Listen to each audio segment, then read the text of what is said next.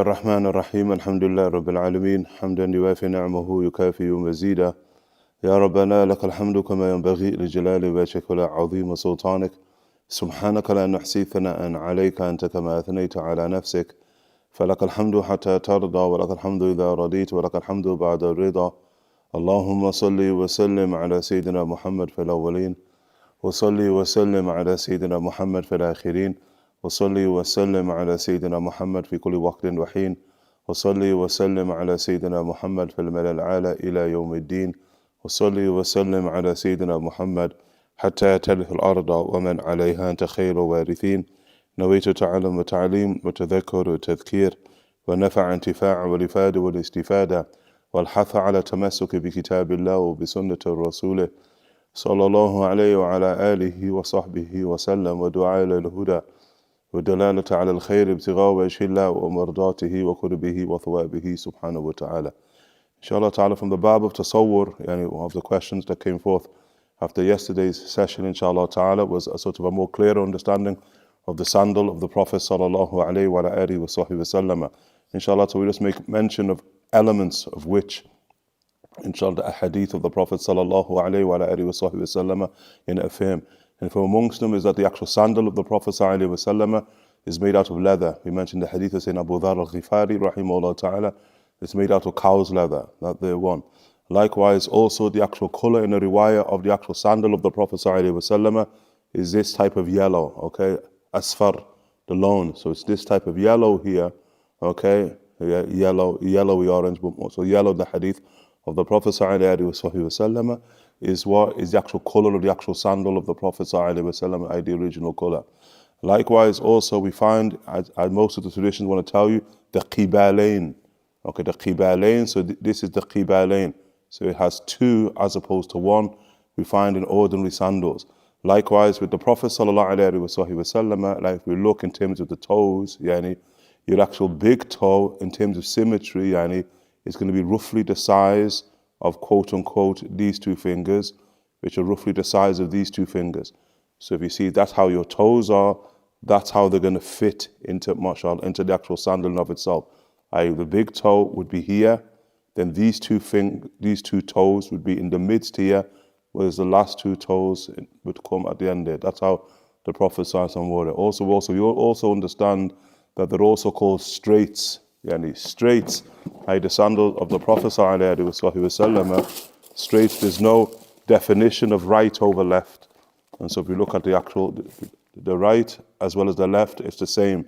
You could wear, from a perspective, you could wear the right on the left, or you could wear the left on the right. That's what you call straights. And that's how not only the sandals of the Prophet ﷺ wear, but actual sandals of the ancient world wear. It's not until roughly like just over 100 years where they introduced definition of right and left foot inside of Europe in terms of footwear in and of itself. Likewise also in terms of the qibalain, as we said in these, and obviously these are cobbled into the actual sole, then here as the tradition said muthanna, that's what we mean by muthanna, and so it's doubled. So each one of them are double laces, double straps, the shasa'. Okay, that there in the tradition of the Prophet sallallahu alaihi wasallam, in the description of his sandals. Okay, likewise also this is what you call the sayr, tradition of the Prophet sallallahu has a sayr. This is what sort of a mid-foot strap that goes over the foot of the Prophet sallallahu, obviously, quote unquote, for keeping quote unquote the sandal upon the foot. This is the sayr. Likewise also we understand from the traditions of the Prophet sallallahu that the actual sandal is mu'aqqab. And mu'aqqaba means it has a heel strap. There's the heel strap. Okay, in the tradition and description of the sandal of the Prophet ﷺ, and mu'aqqab, aqib, is the healed. Okay, likewise in the tradition also it's muka'ab. Muka'ab here, this is muka'ab. So it also has ankle. It has ankle supports here. So it has a heel support, but it also has ankle supports, the tradition of the Rasul sallallahu alayhi wa alihi wa sahbihi wasallam. Also, likewise, we also know about the sandal, as he said, makhsura. Tradition we read that was makhsura, and this is makhsura. Makhsura here, that these are leather soles, but it's not just a single sort of leather sole, tabaqa, but it's what's tibaq. There are several quote-unquote leather soles that are all stitched, quote-unquote, one over the other. Likewise, also we know it's mulassana. These are all traditions of the Rasul. Mulassana, that if you look at the front of it, yeah, it's like a tongue. That's what mulassana. Lisan is a tongue. Mulassana, it's like the hayya of a tongue, the actual sandal of the Prophet sallallahu alaihi wasallam. Obviously, all the things that we also know is it's decorative, and this is leather stitching. This is leather stitched within leather. And again, this is quote unquote in terms of the relics that we see inside the top copy. This is the sort of exact design in terms of the actual adornment through leather stitching on the actual sole of the actual sandal of the Prophet sallallahu alaihi wasallam. Likewise, also here upon the upon the sort of mid, foot strap of the sandal of the Prophet sallallahu alaihi wasallam. Okay, these are the most sort of important quote unquote elements inside the hadith of the Prophet sallallahu alaihi wasallam as it relates to the very sandal of the Rasul sallallahu alaihi wasallam. Inshallah ta'ala, there's a degree of sufficiency there. Inshallah ta'ala, we read chapter 12 and our continuation of the reading of the work of Imam al-Tirmidhi rahimahullah ta'ala.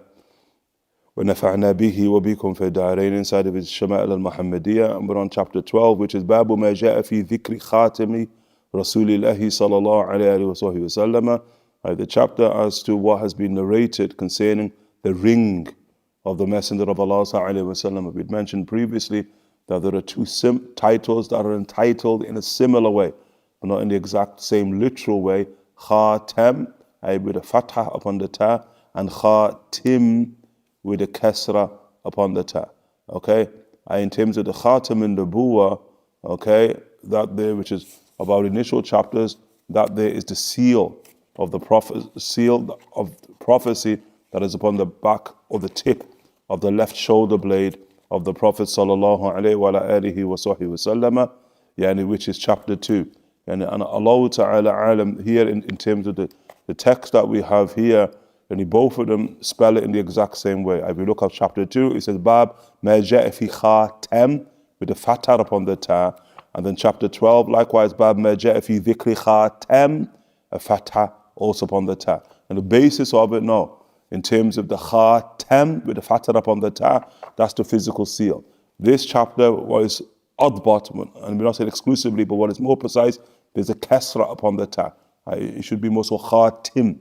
And Baba ma ja'a fi khatim Rasulillahi sallallahu alayhi wa sallam. One of the ways it's been differentiated, but Allah Ta'ala alam, maybe there's a riwayat here where both of them are spelt in the exact same way, which then would mean that both of these chapters have the exact same title from a perspective. Okay, although the madmoon, what is within the chapters, obviously differs, as opposed to what the Bab ma ja'a fi aishi Rasul, the chapter of the aish.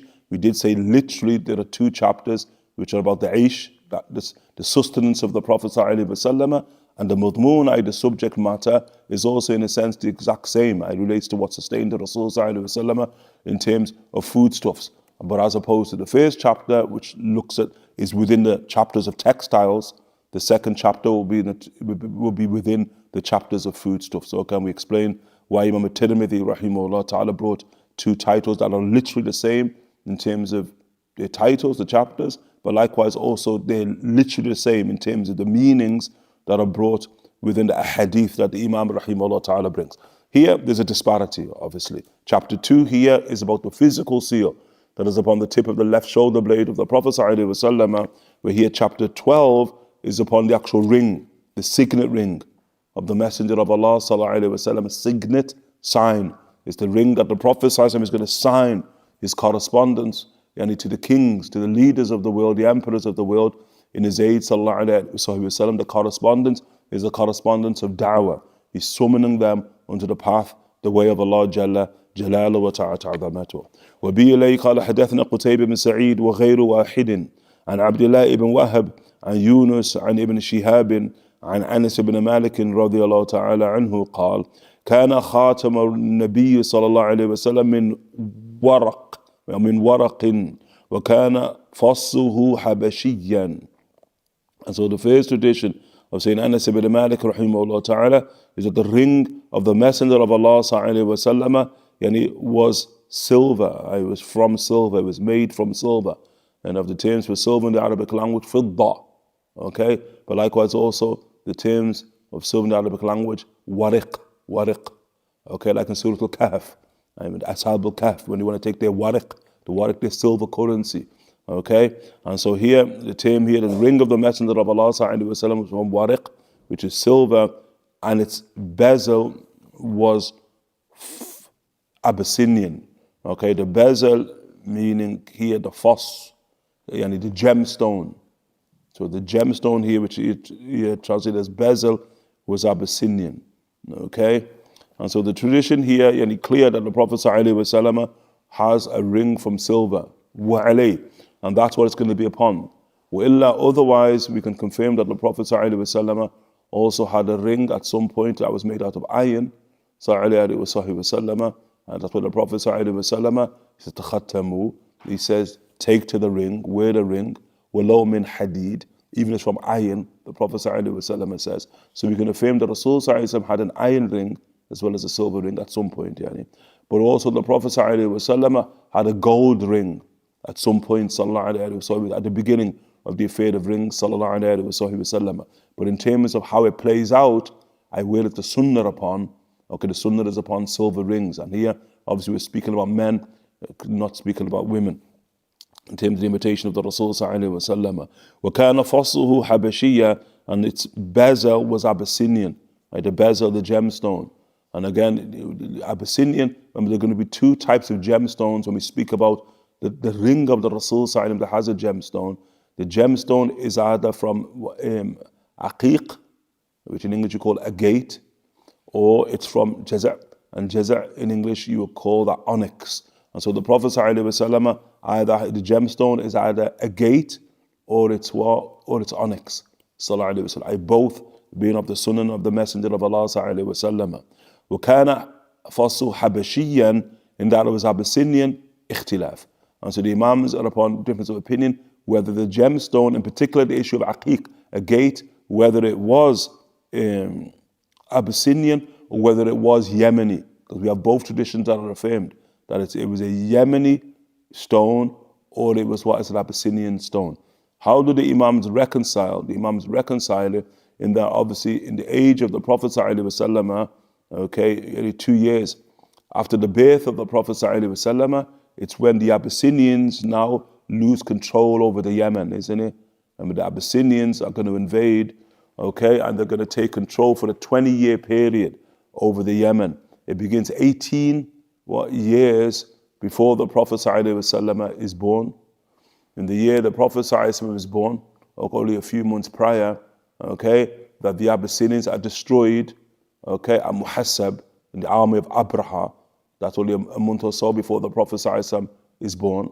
Okay, then 2 years after the birth of the Prophet ﷺ, in the form of Sayf al-Yizn, we made mention of, with what the garment that Hakim ibn Hizam bought and Sayyidina Usama ibn Zayd was wearing, that Sayf al-Yizn then is going to raise an army and eventually uproot the actual Abyssinians from the Yemen. Okay, they sail, quote unquote, across the Nutfa, across the Great Sea, the Red Sea. But during the period in which they obviously colonized the Yemen, or people colonized for many things, for amongst them is natural resources. And obviously of the great natural resources of the Yemen was what was their precious stones, aqiq in particular. And so here, that it was Abyssinian, i.e. that the mines in the Yemen were formerly controlled by the Abyssinians, such that the stones were thereby turned Abyssinians.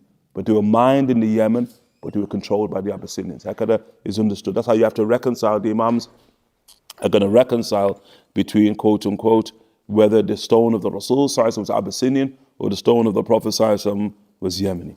وبه إليه قال حدثنا قتيبة يعني ابن سعيد حدثنا أبو عوانة عن أبي بشر عن نافع عن ابن عمر رضي الله تعالى عنهما أن النبي صلى الله عليه وسلم اتخذ خاتما من فضة فكان يختم به ولا يلبسه ويلبسه. And so the tradition here of Sayyidina Abdullah ibn Umar ibn al-Khattab radiallahu ta'ala anhu wardahu, that the Prophet ﷺ had taken for himself a ring of silver. He's wearing a ring of silver with regularity. That's what I mean by taking a ring of silver, that the Prophet ﷺ used to seal letters with. Okay? And he used to seal letters with, but the Prophet ﷺ would not wear it. And so where it's at now, and we concluded that the Prophet ﷺ is going to have two rings. There are going to be two rings of the Prophet ﷺ. There's going to be a ring that the Rasul ﷺ will ordinarily wear. It's going to be ordinarily upon his hand ﷺ. That ring there is the one that has the gemstone in it. It has the gemstone of agate, aqiq. It has the gemstone of jaza', onyx. That's what he'll normally wear ﷺ. But then the Prophet ﷺ has a separate and a more distinct and a more famous ring, ﷺ, which is the basis of the title of the chapter, the signet ring. The ring that the Prophet ﷺ will sign correspondence with the emperors, the kings, and the chiefs of the world. ﷺ. That's what's being referred to in this tradition here. The Prophet had taken for himself a ring of silver, ﷺ, that he would use to seal letters with, sallallahu alayhi wa ala alihi wa sahbihi wasallam, but he would not wear it.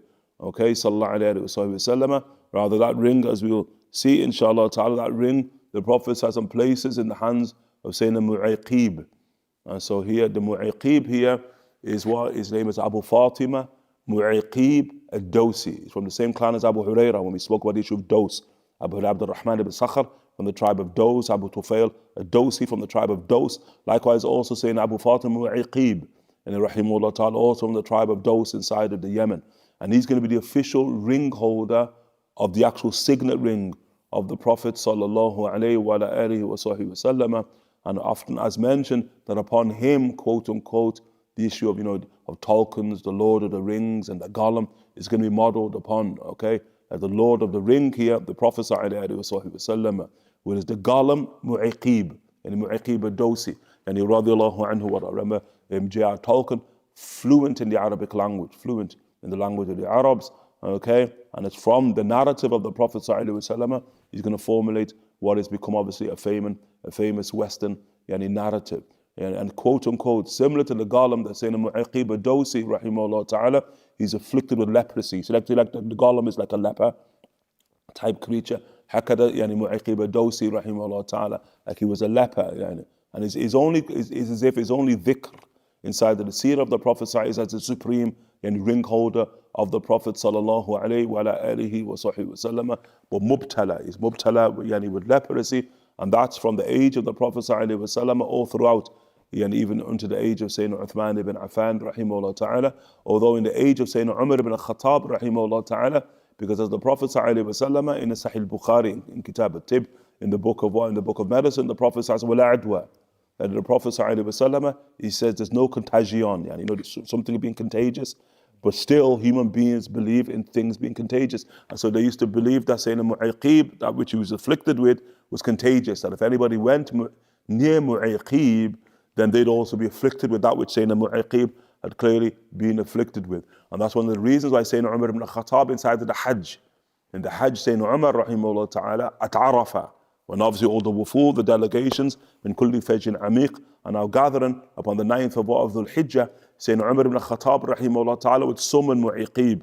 And so when Mu'aqib would come to Sayyidina Umar ibn al-Khattab, Sayyidina Umar ibn al-Khattab would take, quote unquote, a bowl of milk and he would give it to Mu'aqib to drink. And then Mu'aqib would drink from the milk. As the Sayyidina Umar ibn al-Khattab, once drinking, would take the bowl from Mu'aqib and place his lips on the exact place that Mu'aqib. From amongst them, it's to show people there's no contagion, it's not contagious. But from also to take barakah from Mu'aqib, because Mu'aqib Mubarak, because he's the one who's designated by the Prophet sallallahu alayhi wa sallam to carry the ring. Sayyidina Mu'aqib, rahimahullah ta'ala. In another riwayah, Sayyidina Umar ibn al-Khattab, rahimahullah ta'ala, that he would announce upon the mawqif, does anybody, because people coming from different lands, and the mercy of Allah subhanahu wa ta'ala disperses amongst the lands.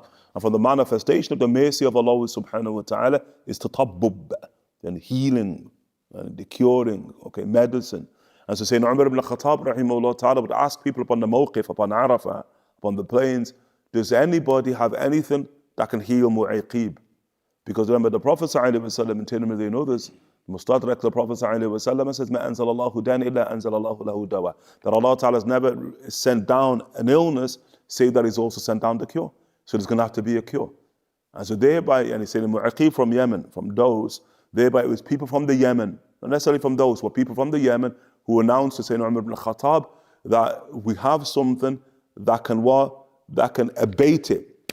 It can stop it from worsening, which again gives you a sense that the state of mu'aqib was in quote unquote a constant state of deterioration. So we can stop it from deteriorating, getting worse, but we can't heal it, we can't remove it. So Sayyidina Umar ibn al-Khattab, yani khalas, better than nothing in it. And so Sayyidina Umar ibn al-Khattab said, what is that you need? So they gave Umar ibn al-Khattab, rahimahullah ta'ala, a list of herbs that they needed that couldn't necessarily be found in the Yemen, but it could be found, quote, quote, in the lands of the Muslim, yani, in the age of Sayyidina Umar ibn al-Khattab. That's basically the definition of the Muslim world, yani, in Umar ibn al-Khattab. What we see as the Muslim world now is in the age of Umar, it's pretty much defined. In fact, it's only receded, quote unquote, slightly, or it's receded since the age of Umar. Remember, since the age of Umar, they've actually reached Moscow, yani. In the age of Umar ibn Khattab. Abdullah ibn Umar ibn Khattab, there, right there in Moscow, we had it close to Moscow, Abdullah ibn Umar, the son of Sayyidina Umar ibn Khattab, and rahimahullah ta'ala. And so what Umar does, Umar issues forth the edict through, quote unquote, the provinces of Islam, which are 11 in number.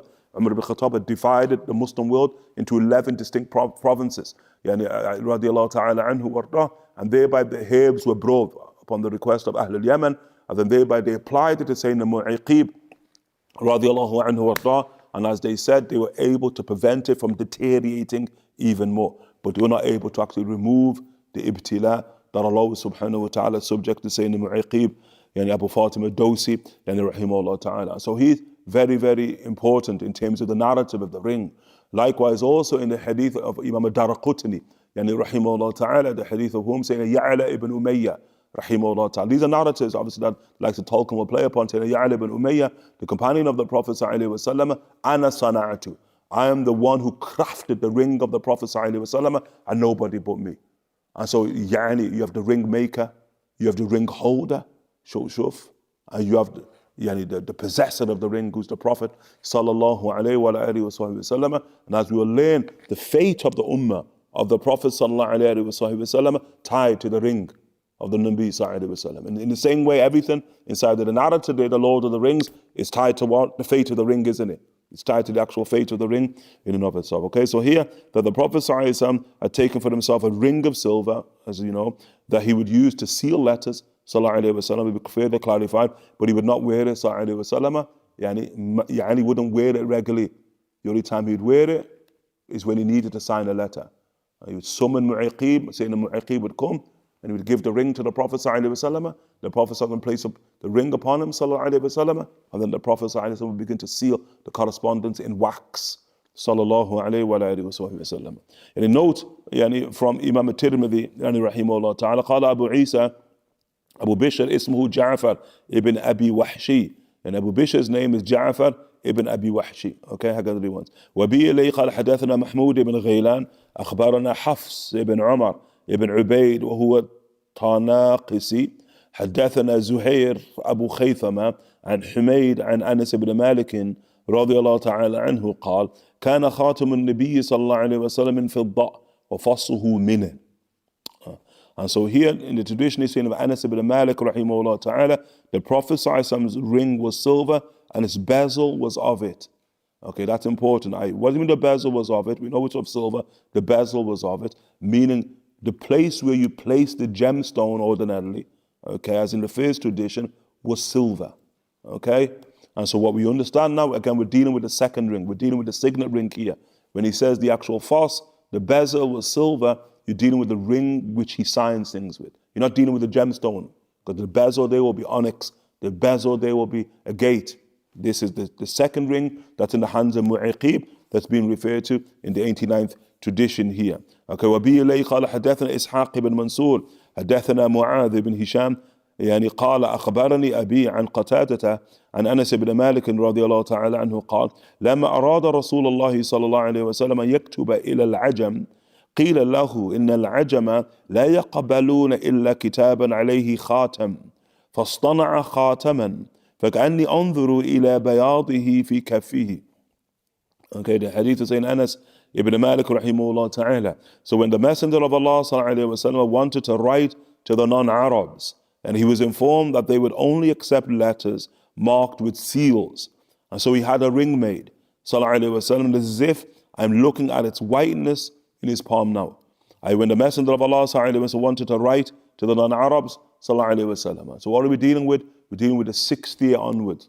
The 6th year after the migration of the Prophet ﷺ to Medina to Munawwara, that's when we're speaking about. Obviously the Rasul ﷺ's wars prior to this point have been wars against Quraysh and the Arabs.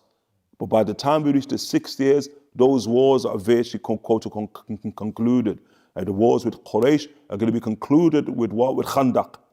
And remember, Khandaq is not just Quraysh, but Khandaq is also Ghatafan. Khandaq is also Fazara. Khandaq is also Hawazin and Qais bin Aylan. So it's all of these sort of major Arabian tribes that have come together in what Allah subhanahu wa ta'ala calls the Ahzab, 33rd chapter of the Quran, Surah Al-Ahzab, the confederacy that comes now in order to the intent obviously to kill the Prophet ﷺ and to sack Medina to Munawwara. Okay, so that becomes that 1 month battle, quote unquote, outside of Medina to Munawwara, where the ditch is built to protect Medina to Munawwara. And once that's concluded, as a victory for the Prophet ﷺ, that if you bring a confederacy against the Nabi ﷺ and you can't even win then you know it's pretty much over, isn't it?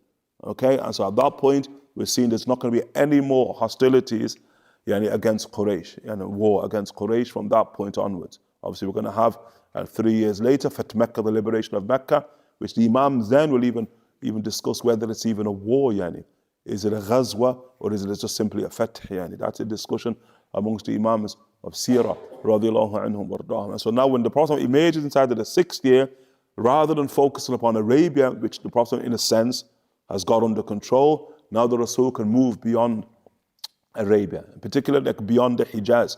So he's going to write letters now to the kings of the varying parts, to the kings of the Yemen, the chiefs of the Yemen, the chiefs of the Bahrain, the eastern peninsula of the Arabs, the northern Arabs inside of the Levant. Qadr Rasul letters there to the chiefs of the Arabs. Then the Prophet ﷺ is going to also write letters to quote provincial governors, like the Muqawqis, the provincial governor of Egypt and under Rome, but the Coptic king. And then likewise also he writes letters ﷺ to what we now consider to be the superpowers. The age of the Prophet ﷺ, 3 superpowers. To the east, it's going to be whom? Persia, Sanacids, Persia there. And it was called the Khasraws. He writes a letter there, sallallahu. That's sent, as we mentioned, with Abdullah ibn Hudhayfa al-Sahmi, and rahimahullah ta'ala. Then he's going to write a letter to the north of Arabia, the might of Rome, who in this day and age is going to be called Byzantium, centered in Istanbul, Constantinople, what's now Istanbul. Okay, he's going to send there, sallallahu, and that's with whom? Sayyidina Dihya ibn Khalifa al-Kalbi. Okay, and then the third, to the west of Arabia, that they're the superpower of Abyssinia. It's called Aksum, the Aksumite Empire, the former capital of Abyssinia being Aksum. And so that's sent there to the Najashi. And that's what we said with Amr ibn Umayyah, al-Damri, rahimahullah ta'ala, who will carry west of Arabia. And so these are letters that the Rasul ﷺ is beginning to send out. And what's important here, that although the Rasul will seal all letters, but the issue is the Ajam. And by the Ajam, the non-Arabs, first and foremost, you're speaking about the Persians. When the Persians did, that's the dhuhur of ujma for the Arabs. If you use the term Ajam, which means non-Arab, it can also literally mean the Persians. Okay, and then Persia, which is also important understanding in Arabia, and Persia is the gateway for Arabia to Asia. Like once you hit what's called the Tigris, then in Khamas, you're hitting what's now called the land of the Ajam, you're hitting the land of the Persians. That's why we see in terms of Iraq. Iraq to this very day, the country of Iraq is divided into 2 halves, isn't it? You call it Iraq al-Arab or Iraq al-Ajam. It's called the Iraq of the Arabs and the Iraq of the Ajam. What separates it, divides it territorially, is the Tigris River. Although that obviously was sort of, especially in recent times, was sort of mixed up by quote-unquote the Ba'athist Arabianism of Saddam Hussein. So Saddam Hussein was trying to one of the things his projects was to Arabicize, quote, the land of the Ajam of the Arabs, land of the Arabs, like the lands of Mosul, lands of those type of lands, Mosul, north.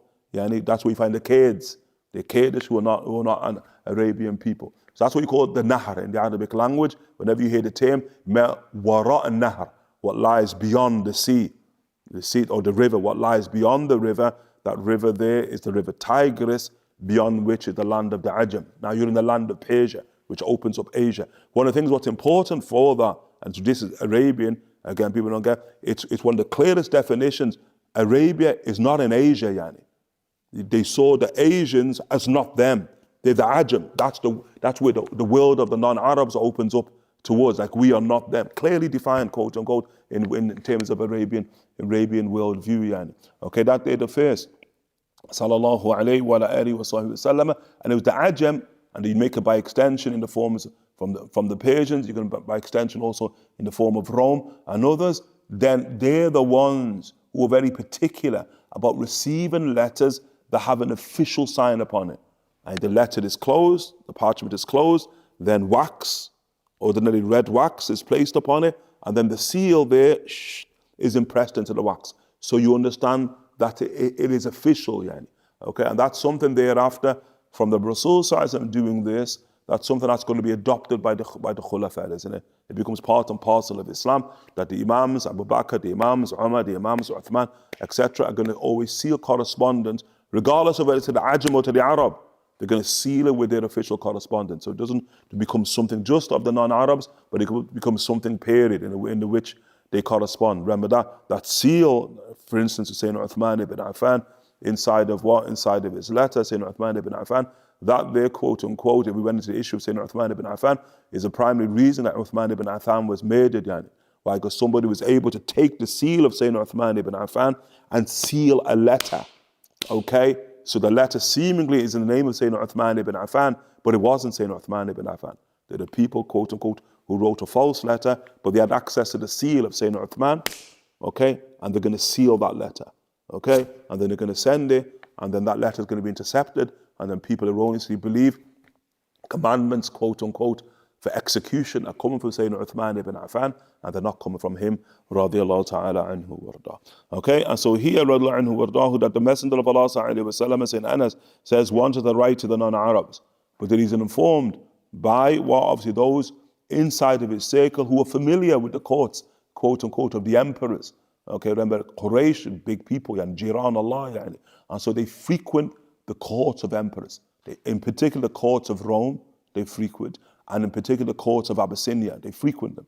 And so they have a knowledge, quote unquote, of how letters, quote unquote, the protocol of correspondence between leaders. And so that's what they're going to inform the Prophet ﷺ. He was informed that they would only accept letters marked with seals. And so the Prophet ﷺ now commanded for the seal to be made. Okay, the ring to be made. And as we said, that's his name, Ya'la ibn Umayyah. So Ya'la ibn Umayyah, he says in the hadith in Dar al-Qutni, Ana sana'atu. I am the one who made the ring of the Prophet ﷺ. Look, nobody but me. And one thing that you get from that, then there's only one ring. He doesn't have a multitude of them. Only one ring that the Prophet ﷺ has. And as we'll learn, that'll be the ring that then will be inherited by Abu Bakr as-Siddiq. That'll be the ring that'll be inherited by Sayyidina Umar ibn Khattab. That'll be the ring that'll be inherited by Sayyidina Uthman ibn Affan. And it's in the hands of Sayyidina Uthman ibn Affan that the rings is lost. Okay? And so it was as if I'm looking at its whiteness, the purity of its silver. Okay? Often in the Arabic language, like whiteness, bayad, as we said, it can be, it's contextual. Bayad, you'd say white. But it's silver's not white, yani. I know you can get white silver now and all that business, but silver's not white, yani. But the point is that it's whiteness, meaning it's the silver, the luminosity of it, the beauty of it. Okay, that's how the term is being used in the palm of the Prophet sallallahu alayhi wa alihi wa sahbihi wa sallam. وبه إليه قال حدثنا محمد بن يحيى حدثنا محمد بن عبد الله الأنصاري حدثني أبي عن ثمامة عن أنس بن مالك رضي الله تعالى عنه قال كان نقش خاتم رسول الله صلى الله عليه وسلم محمد سطر ورسول سطر والله سطر. Okay, and so now he says رضي الله عنه وارضاه, saying Anas, that the engraving, so upon the ring of the Prophet there was a naqsh. A naqsh was the impression. The engraving upon the ring of the Messenger of Allah صلى الله عليه وسلم was such that one line had Muhammad, one line had Rasul, and one line had Allah. Okay, the ring of the Prophet ﷺ, Allah, Rasul, Muhammad. The ring of the Nabi ﷺ. Otherwise, the Imams want to understand in what order was it? Allah, Rasul, Muhammad. Okay, and so of them here is like Allah, Rasul, Muhammad. And you have to read it from bottom to top. Muhammad Rasulullah. Okay, Muhammad Rasulullah. Okay, like on what basis do they say that? In terms of textual basis. They say the textual basis of that is that the tradition in which it says وَكَانَ مَقْلُوبًا, like a tradition said, no tradition says وَكَانَ مَقْلُوبًا, maqlub, that it was what, maqlub can be different ways. Maqlub in the Arabic language, that's maqlub. And uqallib shay'an, I turn something over. Okay, that's maqlub in the Arabic language. But the reasons we got from the same word qalb. Yani qalb is called a qalb, a heart, qalb, لِشِدَّةِ قَلُّبِهِ, because the heart is in a constant state of flux. It's constantly turning over. Like in the tradition of the Prophet ﷺ, إِنَّ قُلُوبَ الْعِبَادِ بَيْنَ أَصْبَعِيَّ الرَّحْمَنِ يُقَلِّبُهَا كَمَا يَشَاءُ. In the Musnad, Tirmidhi, the Prophet ﷺ said, really the hearts of human beings are between the two fingers of the All-Merciful, of the Beneficent, subhanahu wa ta'ala. He turns them over as He pleases. He turns them over from one extremity to the another. The emotive nature, the spiritual nature of the human being. One, you're in a state of faith, then you're in a state of kufr. Yani. You're in a state of happiness, then you're in a state of sadness. And the constant turning over of the human heart. And so qalb here means to turn something over. But the question is here that the Imams want, rahimahullah ta'ala, textually, and when they look at it from the perspective of text, is that which way was it turned over? What seems to gravitate is that the name of Allah above the name Muhammad. So Muhammad, Rasul, Allah. Okay. Imam al-Jasus, rahimahullah ta'ala, that's not what he's embracing. Imam al-Jasus, rahimahullah ta'ala, the great Imam of Maghrib, of Morocco, what he embraces is that it's a signet ring. So signet ring, and you're signing something with, like a stamp. And ordinarily stamps, they're inverted. Isn't it? If you look at it, it's like inside out, isn't it? So that when you stamp, it becomes right way up. Everyone understand? That's how Jasus, rahimahullah ta'ala, sees it. That the actual ring was Muhammad, top, Rasul, middle, Allah, thereafter, the third line. Everyone got it? In the same way, if you look at it, it was such that one line had Muhammad, okay? One line had Rasul and one line had Allah. And the way it comes into tradition, Muhammad, Rasul, Allah. That's how you read it literally, isn't it? Because the way it say, Muhammadun satar, Allah, Rasulun satar, Allah satar. How can you read it? Although others say no, it's from bottom to top, which is not normal for Lughat al-Arab. So you could understand it first and foremost, as Jesus is saying first and foremost. But remember, in traditions mentioned in Kitab of Allah and the Book of Allah Ta'ala, but in the Sunnah of the Rasul Sallallahu Alaihi Wasallam, there are statements made using the same word that are maqloob. Maqloob, although Allah says it in one way, He means the opposite. You have to reverse it. Although the Rasul says it in one way, you have to reverse it. Okay, it's one of it's from the science of philology of the Book of Allah Ta'ala as well as the Sunnah of the Rasul Sallallahu Alaihi Wasallam. So that could also be applied here. That it really does mean, as the Imams, as generally, we could say overwhelmingly, that's what they have. Although Jesus said the word maqloob, la. It's about it being inverted. It's the right way up, quote unquote, but it's inverted as you'd ordinarily expect a stamp to be. Okay? هكذا he says رحمه الله تعالى. النبي إليه قال حدثنا ناصر ابن علي الجهضمي أبو عمر حدثنا نوح ابن قيس عن خالد ابن قيس عن قتادة عن أنس بن مالك رضي الله تعالى عنه أن النبي صلى الله عليه وسلم كتب إلى كسرى وقيصر ونجاشي فقيل له إنهم لا يقبلون كتابا إلا بخاتم فصاغ رسول الله صلى الله عليه وسلم خاتما حلقته فضة ونقش فيه محمد رسول الله. Okay, affirmation here that's in Anas bin Malik rahimahullah ta'ala. He reported the Prophet sallallahu alaihi wasallam wrote to Kisra. And Kisra, that's the emperor of Persia. Qaisar, Caesar, that's the emperor of Rome, of Byzantium. And Najashi, the Negus, that's the emperor of Axum, of Abyssinia. And he was told, the Prophet ﷺ, that they would not accept letters unless they were marked with seals. And so he ﷺ had a ring made for him. Its hoop was silver, okay, and engraved upon it, okay, i.e. the bezel was Muhammad, the messenger of Allah, sallallahu alayhi wa ala alihi wa sahbihi wa sallam. Okay, هكذا the ring. وبه إليه قال حدثنا إسحاق بن منصور حدثنا سعيد بن عامر والحجاج بن منهال عن حمام عن ابن جريج عن الزهري عن أنس رضي الله تعالى عنه أن النبي صلى الله عليه وسلم كان إذا دخل الخلاء نزع خاتمه. Okay, the hadith is saying Anas, which obviously you should have gathered by now. Anas is, amongst other things, the Imam of the ring, because virtually all the traditions are saying Anas ibn Malik, yani rahimahullah ta'ala, that the Prophet ﷺ would remove his ring when going to relieve himself. Why? Because upon the ring is, mashallah, the names that are upon the throne, yani Allah subhanahu wa ta'ala and Muhammad, and upon the ring. And so the Rasul would remove it. And otherwise, that's one of the reasons why the Rasul ﷺ would wear the ring inverted. He'd invert it ﷺ, so that at any given point, the Prophet ﷺ, if needed to, could simply just close his fist ﷺ, and thereby the names of Allah Ta'ala and his name would not be exposed. But ordinarily, Rasul would remove the ring ﷺ and then to remove himself. And the issue is here, what ring? It's the ring that he doesn't ordinarily wear.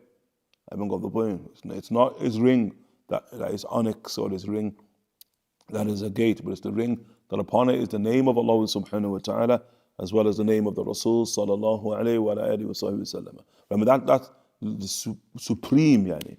That's why you find in the tradition there, like, maybe the most famous ring you should have got in the Adyan is the ring of Sulaiman, isn't it? The ring of Sulaiman. But then, many people haven't asked, well, what was upon the ring of Sulaiman? And the tradition upon the ring of Sulaiman, La ilaha illa ana. Hakada. There is no deity but I, Allah subhanahu wa ta'ala. La ilaha illa ana. Muhammadun Rasuli. Muhammad is my messenger. And so when you look at the ring of Sulaiman alayhi salam, for instance, the only name upon it is Muhammad. You read it? And that's quoted with the ring of power. The ring of Sulaiman, by virtue of which he had control of the seen and the unseen. Remember saying that Sulaiman alayhi salam is one of 4 people in the history of man to control the entire earth. He ruled the entire earth in its entirety. Only 4 in terms of antiquity, saying that Sulaiman alayhi salam. But where even more for Sulaiman, he ruled the unseen. Remember his dua to Allah Ta'ala, he has a mulk, he has a dominion, quote unquote, that is not proper for anybody other than him, anybody after him.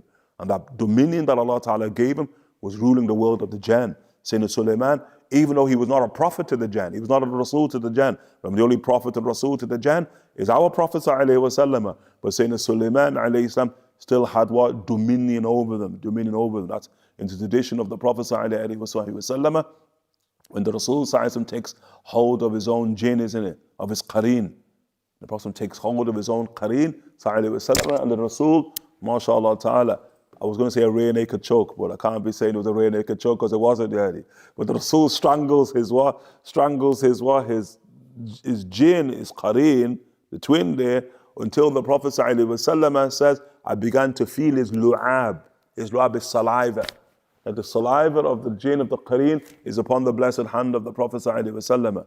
And then the Prophet ﷺ said, I was going to tie him to this area in the mosque. So this is occurring inside of the masjid. I'm going to tie him to this area, the pillars, that one of the pillars inside of the mosque of the Rasul, I was going to tie him there so everybody could have came in and seen him. Shuf. And part of seeing him from a perspective is a degree of barakah, innit? Because that's the qareen of the Nabi, innit? Everybody could glance now at the qareen of the Prophet sallallahu alaihi wasallam. But look at the adab of the Rasul. But I remember the dua of my brother Sulaiman, isn't it? I remember his dua, that I have a dominion, a power that is not proper for anybody after me. It's only for me. So the Rasul frees him, sallallahu alayhi wa alihi wa sahbihi. Even in that moment, look at the adab of the Nabi sallallahu alayhi wa sallam, which sort of, again, it indicates just the Rasul cool, calm, collected. Shuf. Who wants to tie him up there in this area? Most of us will be dashing, innit? Dashing. Most of us like it's saliva of our hand. Look at the Rasul sallallahu alayhi wa sallam. Still, subhanallah, collected, even in such moments, sallallahu alayhi wa sallam. أبي إليه قال حدثنا إسحاق بن منصور حدثنا عبد الله بن نمير حدثنا عبيد الله بن عمر عن نافع عن ابن عمر رضي الله تعالى عنهما قال اتخذ رسول الله صلى الله عليه وسلم خاتما من ورق فكان في يده ثم كان في يد أبي بكر ويد عمر ثم كان في يد عثمان رضي الله عنهم حتى وقع في بئر أريس naqshuhu Muhammadun Rasulullah. Okay, hakana sallallahu alayhi wa sallam. Sayyidina Abdullah ibn Umar rahimahullah ta'ala, okay, he relates that the Messenger of Allah sallallahu alayhi wa sallam, as we've learned, had taken a silver ring for himself sallallahu alayhi wa sallam, and it was in his blessed hand.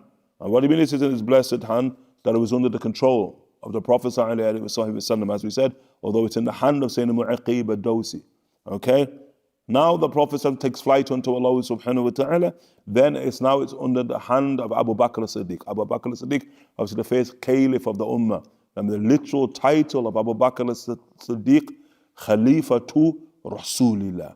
He's the caliph of the Messenger of God. He's the representative of the Messenger of God. Remember inside of the Quran, Allah Ta'ala, when He uses the word Khalifa, like Allah Ta'ala in Baqarah, Inni ja'ilun fil ardi Khalifa, I'm placing upon the earth a Khalifa. The word Khalifa is exclusively used for the prophets. It only has, in the Quran, it only has a meaning of the prophet. The prophets are the Khulafa, but they're Khalifatullah. They're the caliph of God. So when Abu Bakr now is moved into a position of power, authority over the Ummah of the Prophet ﷺ, the title he assumes is Khalifatul Rasulillah. Rasulillah, not Khalifatullah. Because Khalifatullah, that's the Rasul ﷺ. But Abu Bakr now is Khalifatul Rasulillah. He's the caliph of the Messenger of Allah sallallahu alayhi wa sallam. The ring is in his hand. What do you mean the ring is in his hands? Whenever Abu Bakr now wants to sign correspondence, he summons Mu'aqib al-Dawsi, rahimahullah ta'ala, takes the ring from Sayyidina Mu'aqib, places the ring upon his blessed hand. The Siddiq signs the correspondence, takes it off his hand, gives it back to Mu'aqib upon his merry way, radiallahu ta'ala, anhu yani wardahu. The death of Sayyidina Abu Bakr as-Siddiq, rahimahullah ta'ala, Abu Bakr now is going to single out Umar ibn Khattab, and rahimahullah ta'ala, as the second in authority of the Ummah of the Rasul sallallahu alayhi wa sallam. Umar ibn Khattab, rahimahullah ta'ala, the best of the Ummah, assumes, mashallah, the position of authority, but sure, he doesn't assume the title of Abu Bakr. So he's not going to call himself Khalifa to Rasulullah. Rather, he refuses that. He says, because that title was for Abu Bakr. He's the caliph of the Messenger of Allah sallallahu alayhi wa sallam. So then what's your title? So Umar ibn Khattab, rahimahullah ta'ala, khalas, we'll see what Allah ta'ala unfolds. And Allah ta'ala, in opinions, He unfolds it upon the hands of whom? Sayyidina Hudhayfa ibn al-Yaman. It's Sayyidina Hudhayfa ibn al-Yaman who unfolds the title Amir al-Mu'mineen. Okay? And the commander of the faithful, which is what Sayyidina Umar is going to adopt. Amir al-Mu'mineen. Khalifatul Rasulillah, to Abu Bakr. I said, what do you want me to call? Look at Umar's mind. What do you want me to be called? Khalifatu Khalifati Rasulillah? Am I the Khalifa of the Messenger of God? And well, that's fine, isn't it? But Umar ibn Khattab, rahimahullah ta'ala, look at his mind. Let's flip it 20 people. Let's flip it 30 people in leadership position. Khalifatu, Khalifati, Khalifati, Khalifati, Khalifati, Khalifati. Umar's like, it's going to get too long by then, isn't it? So Umar might as well cut it from the beginning. Khalifatul Rasulillah, Abu Bakr, Ana, upon what the advice of Sayyidina Hudhayfa ibn al-Yaman, Amir al-Mu'mineen, the commander of the faithful, okay? Which is the title now everybody's going to adopt after Umar ibn Khattab, isn't it? The Amir al-Mu'mineen. Yani radiyallahu ta'ala, anhum, wardahum. And so now it's in the hands of Sayyidina Umar ibn Khattab, rahimahullah ta'ala, obviously until the assassination of Sayyidina Umar ibn Khattab by Abu Lu'lu al-Majusi, Abu Lu'lu al-Majusi, the Magian. He was a slave to the name you've heard a few times in tradition, Sayyidina Mughira ibn Shu'bah. I'm the last man to touch the Nabi sallallahu alayhi wa sallam. So he's a slave to Sayyidina Mughira ibn Shu'bah, radiallahu anhu wardah. And he, quote unquote, as part of a conspiracy, and that conspiracy which emerges from old Persia, it's going to assassinate Umar ibn Khattab. Remember, it's unthinkable. Sayyidina Umar ibn Khattab, rahimahullah, in his age, under the leadership there of Sayyidina Sa'd ibn Waqqas, they brought Persia down to the ground, to the ground. What I mean, like, you can remember the might of Persia. In the Alif Lam Mim Ghulibat Rum Adnarhum min Ba'di Ghalibin Sayaghlibun. Allah Ta'ala in Surah Al-Rum there. That's the great wars between what? Persia and Rome, That Persia initially win, but Allah Ta'ala in Ba'di Ghalibihim Sayaghlibun in Qira'at, that the Romans will return to be victorious, as they were in the age of the Prophet sallallahu alaihi wasallam. Tayyib Kayf. And a counter decade later, Umar ibn Khattab has brought Persia down till there's no more dhikr of Persia. As foretold by the Prophet ﷺ, Persia will fall, never to rise again.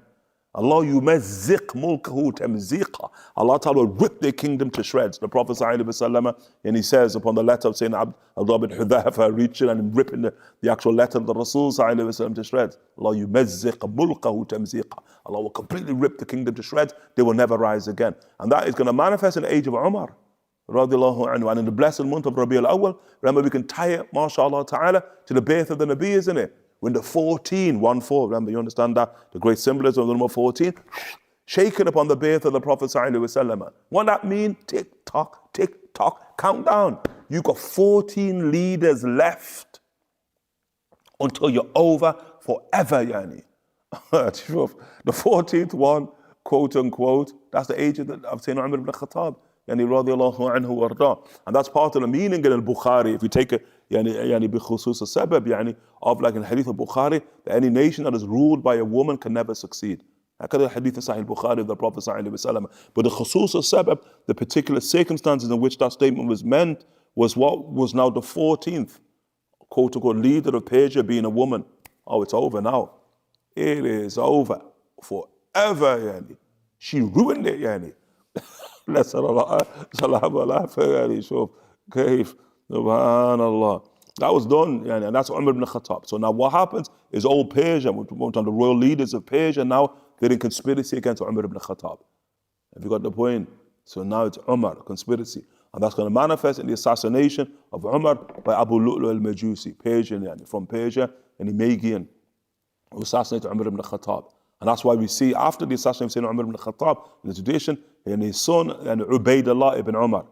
And Abdullah, there's Ubaydullah ibn Umar ibn Khattab in Medina, he went on a killing spree, Sayyidina Ubaydullah ibn Umar after the death of Sayyidina Umar ibn Khattab against old Persia, because they were the ones who were plotting. Many of them who were walking inside of Medina as if they were slaves in traditions, But he went on a killing spree, and then screaming in the midst of war of the souk there in Medina to Munawwara, anybody who I find out has anything to do with the death of my father, in the souk, he's brandishing, saying, Hassan Nabi Waqas, the Imam Rahimahullah Ta'ala, had to go jiu-jitsu on him, disarm him, bring him to the ground, just lock him down, you ain't going nowhere. He's saying Hassan Nabi Waqas had to lock him down in Medina, because he was on the killing spree, radiallahu ta'ala, anhu, warda. Hakada, sure. But upon the death of Sayyidina Umar ibn Khattab, as we referred to, now the council of 7, 6 can be elected, 1 cannot. It's also Abdullah ibn Umar, and who's elected, as we made mention of, is whom? Is Sayyidina Uthman ibn Affan, rahimahullah ta'ala. Sayyidina Uthman ibn Affan, 12 years. 12 years, and it's 12 years of khilafat, as the Amir al-Mu'mineen, radiallahu ta'ala, anhu. Those 12 years, split right down the middle. 6 years, 6 years. The first 6 years is a continuation of the age of Umar ibn Khattab. And the age of Umar ibn Khattab, stability, stability. And the type of stability the Ummah has never known, Because remember, in the age of the Rasul sallallahu alaihi wasallam, even though the futuhat, it's still an unstable age, to a degree. There's still a degree of instability. And the Sahaba, radiallahu anhum, wa ardahum, used to sleep with their swords. Throughout the age of throughout the age of the Nabi sallallahu alaihi wasallam, throughout the age of Abu Bakr, they said it's only in the age of Umar we could put the swords aside. That becomes the age of stability and the age of Umar ibn Khattab. When the Sahaba don't have to sleep with their swords, there's no longer this sort of threat, quote unquote, that can come, quote, like a thief in the midst of the night. Radiallahu ta'ala anhum, wardahum. Okay, that's the tradition we find in Sahih Bukhari also of Sayyidina Umar ibn Khattab, when he asks, quote unquote, Sayyidina Hudhayfa, Sahib al-Sir, the bearer of the secrets of the Prophet ﷺ, about a fitna. Okay, and Sayyidina Hudhayfa describes a fitna. Sayyidina Umar ibn Khattab said, that's not the fitna I'm asking about. You see, Hudhayfa from a perspective is playing diversion tactics. He's trying to get Umar somewhere else. Umar's mind's too intelligent for that. Umar, I ain't asking about that fitna. It comes like unrelentless, like the waves of the sea. That's what the Prophet said, Lata Metka. The Prophet says in tradition, said when that fitna comes, it's going to start slapping everybody. So I mean, it touches everybody, but it impacts everybody's life. The Prophet said, Lata Metka. The Prophet said, I'm asking about that fitna.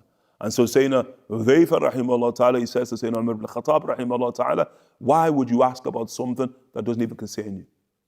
I mean, you ain't gonna be in that fitna. You ain't going to be in that fitna. And it shows you the Sahaba, how they were always practical in their questioning. They weren't hypothetical. That's like they said they used to come to Imam Malik ibn Anas, rahimahullah ta'ala, and they'd ask Imam Malik ibn Anas a question, a legal question. So Imam Malik would ask, did it happen? Has it happened? The person would say no. He said, well, come and ask me when it has. I ain't into hypothetical situations. If it's something practical, something pragmatic, I'll give you the answer to. Otherwise, and leave it alone. Imam Malik rahimahullah ta'ala says. And so Sayyidina Hudhayfa is saying something similar to Sayyidina Umar. Why are you asking about something that's not even doesn't even concern you? You know, it's not going to afflict you. And in the words of Sayyidina Hudhayfa radiallahu anhu or to Sayyidina Umar, يعني dunaka wa dunahu bab. Between you and it is a door, yani. There's a door closed. It's not going to afflict you. But shuf. And so Sayyidina Umar ibn Khattab says, okay, seeing as you're speaking about a door, let's speak about the door then. He said, you know the door, because he's in a fitna, there's a door between me and the fitna. That door, is that door opened up so the fitna comes out? Or is the door broken down so the fitna emerges? What is it? Is it open or is it broken down? And so Sayyidina Hudhayfa rahimahullah ta'ala, he says it's broken down. It's not opened up, it's broken down. Okay? Shuf. That's it, Umar once. So then if the tradition plays out that Sayyidina Abdullah ibn Abbas and Sayyidina Ali ibn Abi Talib, after the death of Umar ibn Khattab, are going to ask Sayyidina Hudhayfa about that incident with Sayyidina Umar ibn Khattab. Look at the knowledge of Bab Madinat al-Ilm, وَاللَّهُمَّ فَقِّهُ فِي دِينِ يعني وَعَلِّمْهُ التَّأْوِيلِ حَبْرُ الْأُمَّةِ Sayyidina Abdullah ibn Abbas. The Imams of knowledge are going to ask Sayyidina Hudhayfa, the bearer of the secret, did Umar know who the door was? Does he know the door? Since he's asking about the door broken up, or Sayyidina Hudhayfa says, yeah, like gazing at the sun on a cloudless day, I mean, it was crystal clear. I can just read like gazing at the sun on a cloudless day. It was crystal clear to him, the door. And so they said, well, who was the door? Sayyidina Hudhayfa says, Umar. And Umar was that door. Umar ibn Khattab, rahimahullah, was the door himself. And you say, well, why is he asking about open up, breaking down? He's asking about his own death. If the door's opened up, he dies of natural causes. If it's broken down, he's going to die violently. He's going to be assassinated, which is his talab. That was his want. Umar Khattab used to pray to Allah Ta'ala for shahada. Shuf hakad his dua, Allah yurzuqhu shahada, that he be martyred. Then Umar Khattab, because now when he's organized the affairs of the ummah, he's now not going to leave Medina in the army for war. So Umar Khattab then would say to himself, Shuf, well, how I'm making a dua here, practical now. I'm making a dua, but how am I going to get martyrdom when I'm not even going out with the armies? I'm not even going to go in the armies. Remember, Umar ibn Khattab is the first one to initiate a standing army. He creates a standing army that are called the Marabitun. He named them the Marabitun, that defend Medina. It's just a standing army to protect Medina to Munawwara. He learned from the age of Abu Bakr, when Medina was under attack, isn't it? Abu Bakr, Sayyidina Ali ibn Abi Talib had to stay and defend Medina to Munawwara from the Arabs who were trying to attack. That's in the 11th frontierial war of Sayyidina Abu Bakr as-Siddiq, Yani rahimahullah ta'ala. Now ain't gonna happen no more. So he creates the Marabitun, who are a standing army that protect Medina to Munawwara, Sayyidina Umar ibn Khattab. So he's like, I don't go out to battle. We've got an army that protect the city. How am I gonna die a martyr? Then he just says, if Allah Ta'ala wills something, it comes to pass, isn't it? So you can leave your intellect aside there. If Allah wills martyrdom will come. Like the martyrdom comes for Sayyidina Umar, yani radiallahu anhu wa Uthman. What's our point here is that stability at the age of Umar carries on for the first 6 years of what Abu Bakr, of Sayyidina Uthman ibn Affan. Then it deteriorates. And so the latter 6 years are gonna be, how can you say, the prologue to the age of fitna of the age of Ali ibn Abi Talib. And karamallahu wajhu. Have you got it? So 6 years of Uthman are like Umar, and 6 years of Uthman are like Ali. You say, what's the differentiation here? The differential, what is it? The ring of the Nabi. That's where we're at. Some say the year, which was in the 6th year. When is the ring of the Prophet lost? The 6th year. Other Imams say the day. It wasn't just a year. It was the day the ring of the Prophet was lost. The in Well of Aris is now the whole affair of the Ummah flips. Okay, and so thereby you got to ask, well, who was the door, yani? Umar or the ring, yani? Have you got the point? And it's the ring, it's the absence of the ring of the Prophet ﷺ. That's what now brings fitan, that will continue until the fitna latametka, yani, will slap everybody in the face, as the Prophet sallallahu alayhi wa alihi wa sallam. And where is Sayyidina Uthman ibn Affan? at this point, he's at the Well of Aris. And the Well of Aris is one of the great wells of Medina to Munawwara. That was ghawr, that was running dry, but the Prophet ﷺ, his blessed saliva is deposited inside of the actual Well of Aris, and then thereby it begins to overflow. Well of Aris, so it's Nabawi, the actual the actual well in and of itself. Sayyidina Uthman ibn Affan, rahimahullah ta'ala, who's one of those sort of, Allahu A'lam, Allah the Faqir, saw it recently, Allahu A'lam, the Well of Uthman. Where did we see that? No, the Well of Uthman. I don't know. The last few days I've seen someone that said the Well of Uthman. So, what do you mean the Well of Uthman?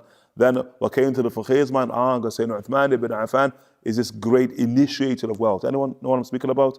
I don't know.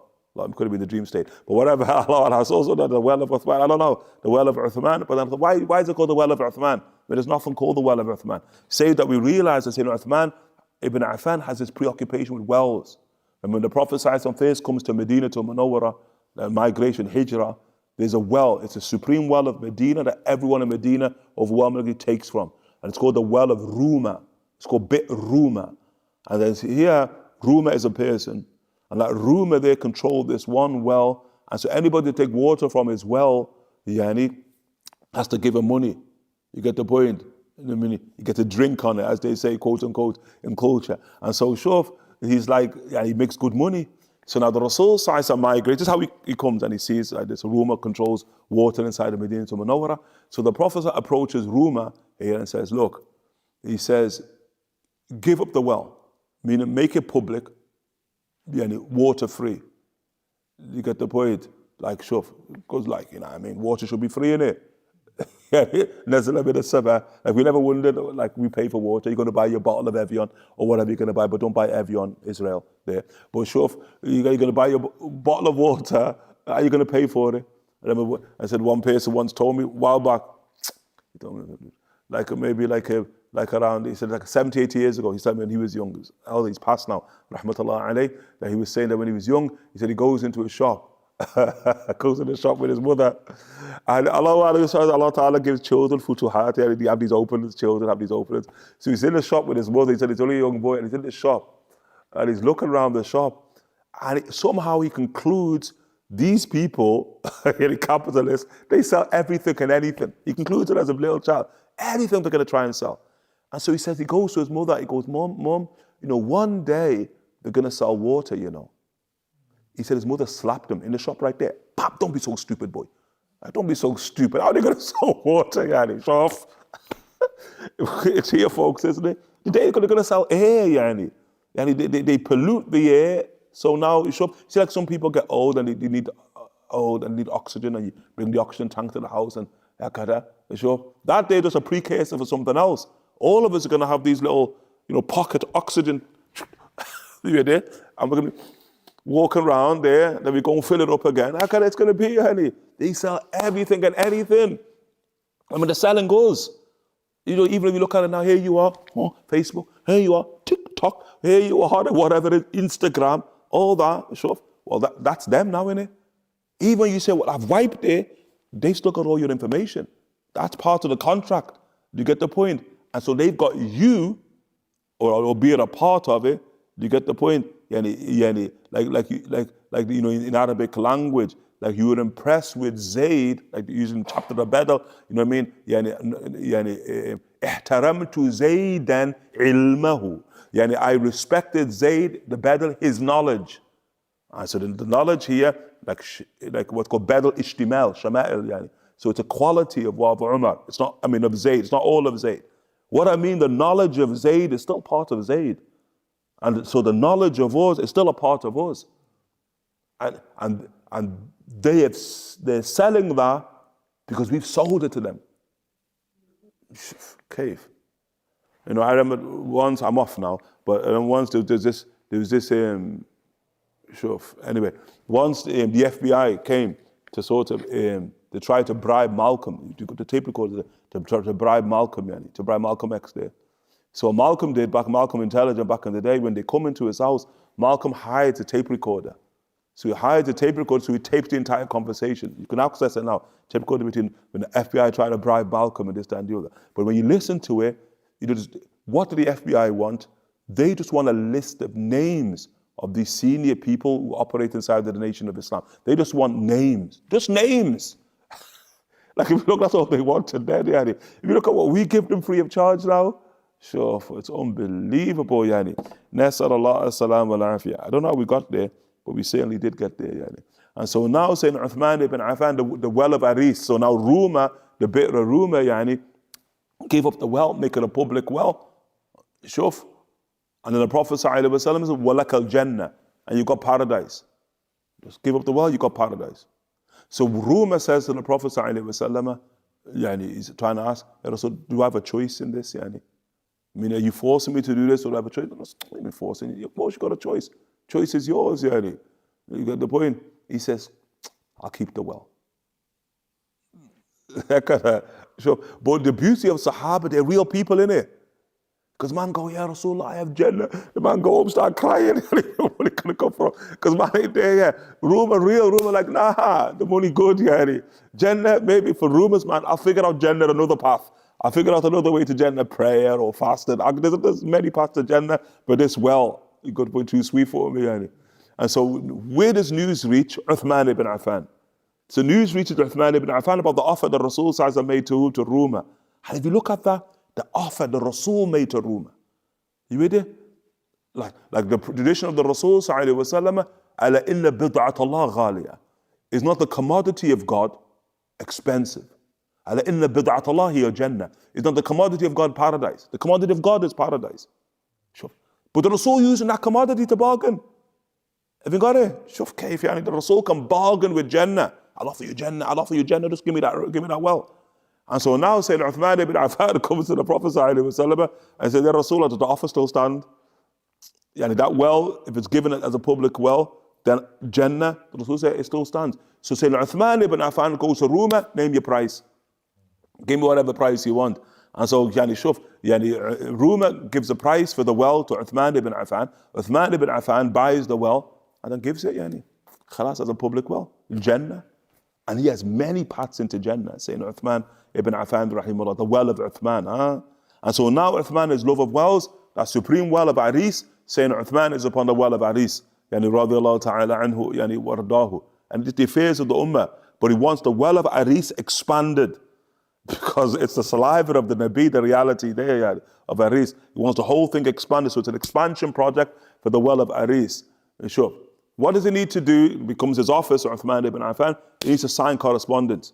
So saying Uthman ibn Affan now summons whom? Mu'aqib Dosi, rahimahullah ta'ala, to bring the ring of the Prophet sallallahu alaihi wasallam. Sayyidina Mu'aqib brings the ring to Sayyidina Uthman ibn Affan, and here's where it gets all fuzzy now. But what we do know is Sayyidina Uthman ibn Affan is sitting on the well, the side of the well, and Sayyidina Mu'aqib Dosi gets the ring, and then he gives it. Okay? Now what happens? When he go to give it to Uthman, it slip out of Mu'aqib's hand and drop into the well? Or does it, Uthman take it, but he doesn't take it properly, like I just did, and it drop into the well? Or is it that Sayyidina Uthman takes it, and in tradition, and remember, Tolkien takes this as a symbolism, in the tradition, وَكَانَ يَلْعَبُ بِهِ, that he's playing with the ring. Sayyidina Uthman. You with it? That's the tradition there. كَانَ يَلْعَبُ بِهِ. He's playing with the ring, and then thereby, the ring now goes into the well. Okay? The upshot, it goes into the well of Aris. That's where the ring of the Nabi sallallahu alaihi wasallam. First thing we get from that, the well of Aris is Mubarak. Isn't it? It's not just a saliva of the Prophet sallallahu alaihi wasallam, but it also holds the ring of the Nabi. To this day, the well of Aris. Sayyidina Uthman ibn Affan, what does he do? He commands divers 24/7 for 3 days non-stop to get into the well of Aris and to retrieve the ring. Sure. 3 days, they're unable to find the ring, to retrieve the ring. And when you think about, remember at Khantul Aum fi Abar Bani Najjar, I perfected diving, deep diving inside of the wells of Banu Najjar. The Prophet ﷺ said, Sahaba had perfected the art of Aum. You with it? And the ring had just gone in. And I guarantee you, Uthman immediately telling people to go right in there. And they couldn't retrieve the ring. Radiallahu anhum wardahum. Shuf. Hakada qada Allah, qada Rabbuna. Allah Ta'ala decreed the ring now, quote unquote, gone back to its maker. But from that point, fitna unfolds. Fitna unfolds in the ummah. that cannot be stopped, and quote unquote, this غير مبرم cannot be repealed up until the coming of the Antichrist and Juj wa Ma'juj. We ask Allah subhanahu wa ta'ala for protection. Tayyib, inshallah ta'ala. Do we have any questions? Inshallah ta'ala. Any questions? Aywa? Which is the ring that comes about at the end of time? Is it the ring of Sulaiman or is it the ring of... It's mentioned the ring of Sulaiman upon the beast, upon the Dabba. The Dabba, they will carry the ring of Sulaiman alayhi salam. It's the ring of Sulaiman. La ilaha illa ana Muhammadun Rasuli. That's what he stamps the believers with. Every believer, including the son of Mary, will be stamped with the ring of Sulaiman alayhi salam. And then that there, Nur will appear, that will begin to envelop, quote unquote, their entire being of them. And that makes them, just in terms of how the end of time plays out, it gives them a receptivity to the final virus that Allah subhanahu wa ta'ala sends. The virus knows exactly whom to afflict by virtue of the stamp of the beast, the stamp of Sulaiman alayhi salam. As by everybody, once the virus is now unleashed, as the Prophet sallallahu alaihi wasallam said, the destruction of my ummah, the death of my ummah is through a virus. The Prophet sallallahu alaihi wasallam said, it takes everybody, including the son of Mary alayhi salam, and it takes the son of Mary alayhi salam when he's standing right in front of Sayyid Walad Adnan sallallahu alayhi wa ala alihi wa sahbihi wasallam. Any questions? Do you have any questions? About? So when the ring was lost in the well, how did they replace that ring? Was there a replacement ring? No, there's no replacement ring. They used their own rings. All the companions have their own rings then. MashaAllah ta'ala, the most famous of all the rings is whom Sayyidina Umar ibn Khattab, beautiful his ring. Sayyidina Umar, he has his own ring, signet, but he doesn't sign with it. He has no need because he has the ring of the Prophet ﷺ in his age. But on the ring of Umar, kafa bil maut wa'idan ya Umar. And death suffices as the admonition of Umar. That was the ring of Umar, subhanAllah. Kafa bil maut wa'idan ya Umar. Naam, any question? Oh, go on. So when the process... Oh, you got a list of them there and there. The last one. That's good. That's good. It's good. It's good. Okay. When the process was stamped, the letters. There's a few questions within one. So the letters. Oh, you should have said it was the last one. But now you got the subatomic questions as well. Go on. So the letters still available to this day to see, like they're preserved anywhere. The letters. How did they say? And if the letters are still here there to say, you're saying you've seen sort of images of them, then it doesn't. It does. You can't say it doesn't affirm Jesus, but it does negate part of Jesus's argument. Now, Jesus's argument that is inverted. Like do you get the point? Jesus' argument that it's inverted, okay, but it's the right way up, but they're not the right way up. But it still could be inverted, isn't it? The inverted part is sound, but is it inverted Muhammad Rasul Allah, or is it inverted Allah Rasul Muhammad? Okay, if we look at what are said to be the letters of the Prophet ﷺ preserved, then it'd be inverted Allah Rasul Muhammad, okay? Which here it joins between the two opposing opinions here. That sound there. So is it on one of these travels, was it Caesar or Rome, where he pulled out the parchments of all the prophets, the images of the prophets? Was that after the process and passed away, or was that during these journeys where you go with the letter of the Prophet? No. In terms of seeing the images of the Prophet ﷺ. Yes, I remember. Well, there's the traditions of seeing the images of the Rasul ﷺ before, in the age of Mecca, saying Jubayr ibn Mut'im rahimahullah ta'ala ibn Nu'aym brings that in his Dala'il. But others, in terms of he's speaking about the likes of saying Abdullah ibn Hudhayfa al-Sahmi, seeing the images of the Prophet ﷺ, or Hisham ibn Amr ibn al-As al-Wa'il, seeing the images, that's after the death of the Prophet ﷺ. But he's bringing out all the different prophets from the drawers, the chest of drawers there. Yeah, that's after the death of the Prophet ﷺ. Now, any questions online? What clothing did women in the time of the Prophet ﷺ wear inside and outside the home? And what was the footwear of them? Allah Ta'ala alam. But in terms of the clothing of women during the age of the Prophet ﷺ, then you can look at the likes of which are still preserved, the dress of Sayyidina Fatima Zahra, which they have inside of in Istanbul and what have you. So that gives you a sense of the type of clothing that the women used to wear.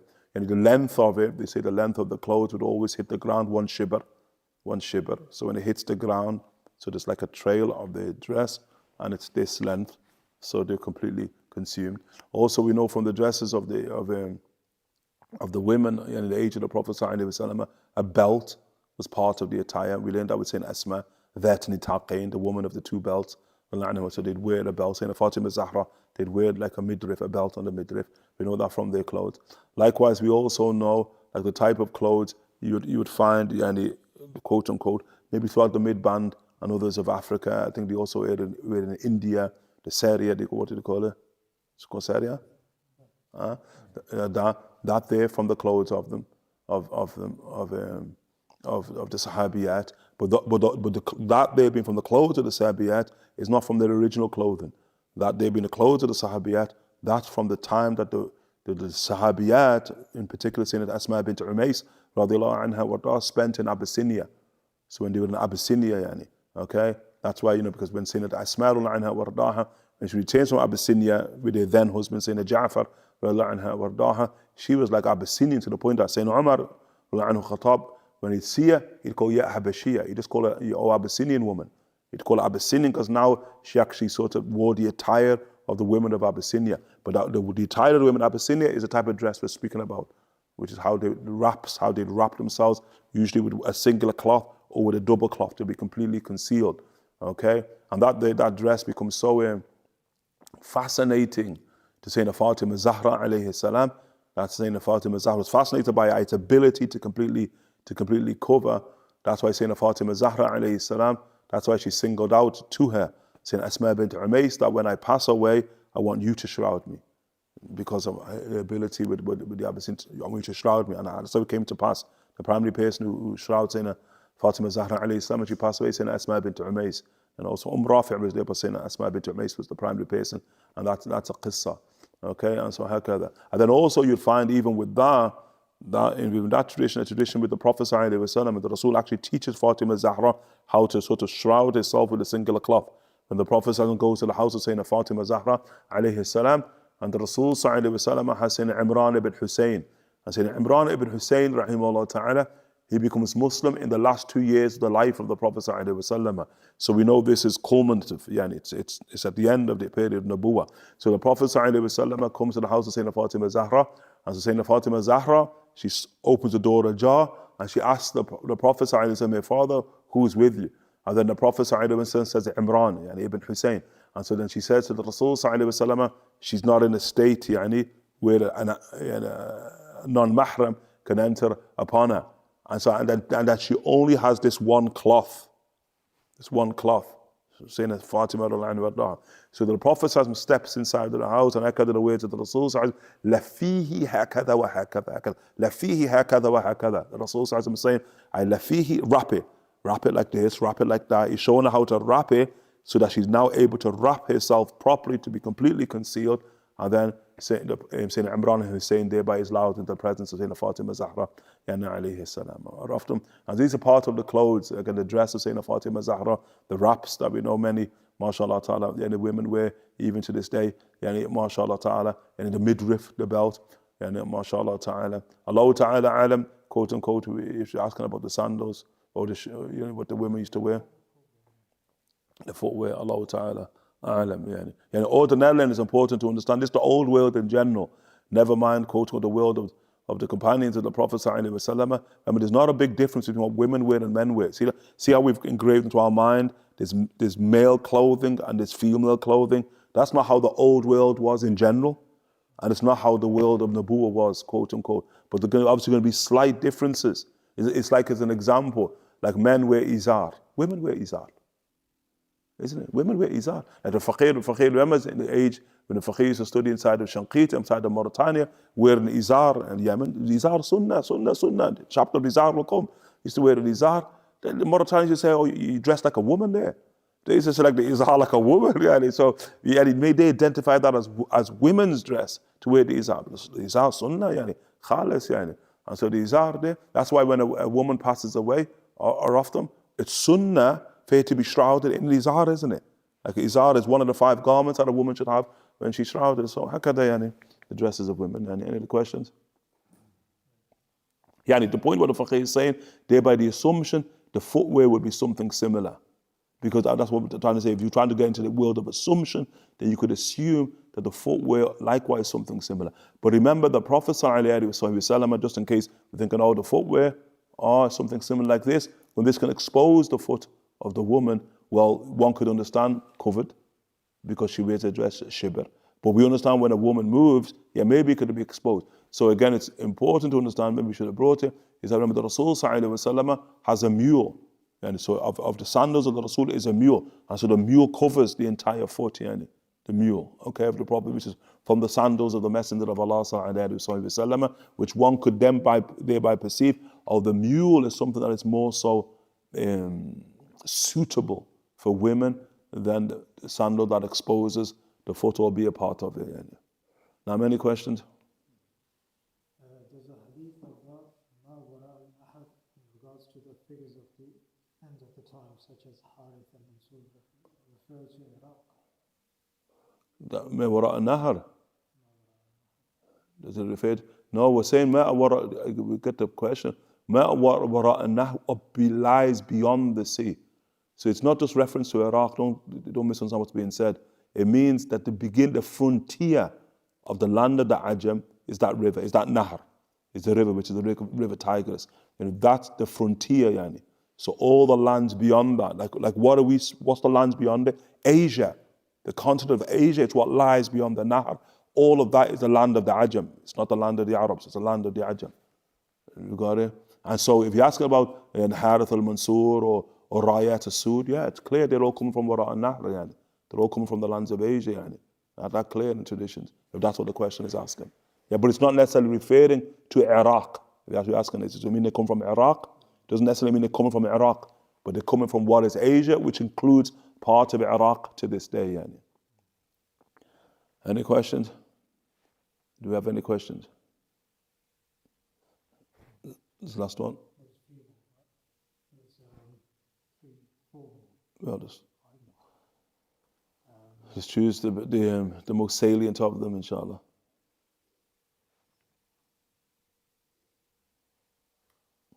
Regarding the hadith about women in leadership roles, does this relate to the female leader of Persia only, or is it applicable to all time and places? Well, if Kamala Harris gets into power, then I'm sure I'm sure, quote unquote, we could deduce it for how, quote unquote, the affair will play out in it. Allahu alam. Yani, sure. Allah ta'ala alam. But what we understand in terms of siyata shari'iyya, in terms of Islamic, quote unquote, political science, is that a woman can't arrive at the head of state. She can't assume khilafat. Yani. Like Shuf, and we mentioned it a few days ago, even if she's ahl. Yani. And many women can be ahl, yani. Many women can be ahl, they're duly qualified to assume the reins of leadership. Umar of the Rasul got that, yani. Shuf, as we said, Abdurrahman bil Faqih in his Rashafat, he says, Allah subhanahu wa ta'ala, al-Mun'im al-Wahhabi, Allah ta'ala, He gives to women as He gives to Rijali, yani. What He gives to women, yani, whatever He gives to men, He gives to women, yani. You get the point? Allah ta'ala's gift, His hand extended, subhanahu wa ta'ala, is not, quote unquote, removed when it comes to women. Whatever Allah ta'ala portions to men, Allah ta'ala portions to women. And you would say this, or Allah, I'm gonna say you would say it, obviously they don't say it, but you would say, like the Faqih would say, that includes nubuwwah, yani. Like if you ask the Faqih, can women be prophets? And the Faqih will take that to Yawm al-Qiyamah, women can be prophets, yani. The dalil is too strong to say women can't be prophets, although we understand that's a standard and orthodox opinion in Aqeedah, but yani, remember, Aqeedah is ijtihadi. You know what ijtihadi means? You can't be following next man. In terms of your belief, these are conclusions you must have yourself. هكذا our Aqeedah, it's ijtihadi, yani. It's not taqleedi. We don't blindly follow people in terms of our theology, yani. And so Allah Ta'ala gives to women in the same way He gives to men, subhanahu wa ta'ala. So, but here, a woman can be duly qualified, but she's not going to be given the reins of power. In our law, okay, a woman can have leadership in every single area, quote unquote, apart from ultimate leadership in terms of khilafat. That's engraved inside of the law, okay? And so Allah Ta'ala alam. But the hadith in Bukhari, whatever it means. And history is often the best interpreter of events, isn't it? I mean, if you want to know, does it apply to, who does it apply to, then study. Let's study when women have came to power, and have they succeeded in terms of power, have they not succeeded? Study the history of Islamic leadership. Have women ever rose to power in positions such that there's been success? Allahu Alam, that's probably the best way to see it, to be perfectly honest. But we definitely do know it applies to the leader of Persia at that time. That they're clear, inshallah ta'ala. Like one person, sure, I kind of, you got to be careful. I remember one person once came to the faqih here and saying that, oh, no, I don't know about that hadith. And so the faqih's face thinking like, hold up a minute. Like, what do you mean you don't know about the hadith? Yeah? The hadith inside the Sahih al-Bukhari there. Like, why are you going to try and challenge the hadith? Because you challenge the hadith based upon your own preset mind, isn't it? That's it. You've got your own beliefs, and now you want to challenge the hadith there. Sure. And that's why you've got to be careful. So what the person then said, and the faqih will mention it, the person says, because who's the hadith related by? Okay. So the hadith is related there, the Sahaba is Abu Bakr al-Thaqafi, from Taif, and Abu Bakr. So I said, okay, what's your issue there? So it's related by Abu Bakr. And Abu Bakr, for reasons, in the age of Umar ibn al-Khattab, was whipped by Umar in a court of law, for quote unquote false testimony. Okay, so what are you saying? Abu Bakr is not a reliable narrator. Because right now that's ta'an fi Sahaba. Abu Bakr Sahabi. So right now, where have you ended up with? Because there's something in your mind, that you refuse to accept, the literal import of, and it may not even be the literal import. It may just have applied, as someone say, it may just apply to the leader of Persia there. But now you're going to put your own deen into what? Into danger by now, quote unquote, by Abu Bakr, and Abu Bakr was whipped by Umar ibn Khattab. What does that make Abu Bakr then? And then, okay, why was Abu Bakr whipped by Umar ibn Khattab? Because Abu Bakr anhu they witnessed somebody who they believed had committed adultery. You with it? They committed adultery. So Umar ibn Khattab rahimahullah ta'ala has them summoned. 4 of them who witnessed him. We could go through it. We could tell you the name of the person they witnessed. But the point being, they witnessed somebody they believe had committed adultery. Okay? So then that person is brought in front of Umar, as well as the witnesses. So Umar ibn Khattab now, in order to affirm it, remember the issue now, to affirm it, it's i'dam. The person's going to be, quote unquote, going to be executed. Have you got the point? I mean, it's a serious matter, adultery. No, I won't say it, but I would then say, but we don't always be on the camera there. And so then the second, so now Umar ibn Khattab, rahimahullah ta'ala, let's see. So now the 4 witnesses in front of Umar, tell me what you saw. Yeah, I saw blah, blah, blah, blah. What did you see? I saw blah, blah, blah, blah, blah. Third one, let's say that's Abu Bakr, who's of them. I saw blah, blah, blah, blah, blah. The 4th, I can't be sure, I can't be sure what I saw. Okay, so the 4th one backs out. I can't be sure what I saw. Umar ibn Khattab, rahimahullah ta'ala, says, you go, you gone. You 3, whip him. Like, what do we... Umar says false testimony, false accusation. That's a strictness of Umar ibn Khattab, rahimahullah ta'ala. You with it? You're like, what do you mean? I'm being summoned as a witness to what I saw. I've told you what I saw. Umar ibn Khattab said, now because we can't affirm it in a court of law, because of the 4th witness who backs out, that quote unquote, I'm going to whip all 3 of yous. That there, the strict as it comes. Umar ibn Khattab strict, Umar the just. Shuf hakala Umar ibn Khattab, rahimahullah ta'ala.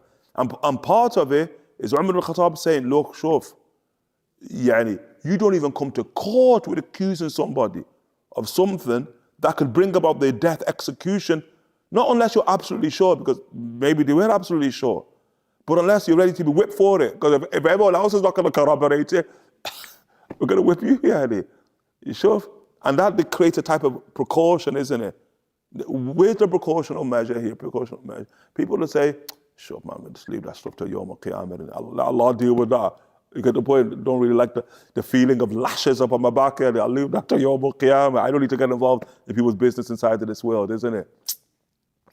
Because sometimes, when you actually think of it, yes, quote unquote, somebody did an act that has came into the public sphere. Obviously, there's witnesses, it's come into the public sphere. But from another perspective, it ain't really your business, isn't it? Like Umar, I'm talking about Umar's perspective. Even if it's coming to the public sphere, it ain't really your business either. And you say that's like when the people come to the Rasul, say, Ya Rasul, I've did such and such. The Rasul, just turns away as if he never heard it. He's just giving them an opportunity to back off. Let's keep it bainaka wa bain Allah. Keep it between you and Allah, Jalla Jalaluhu wa Ta'ala. Let it unfold as it unfolds.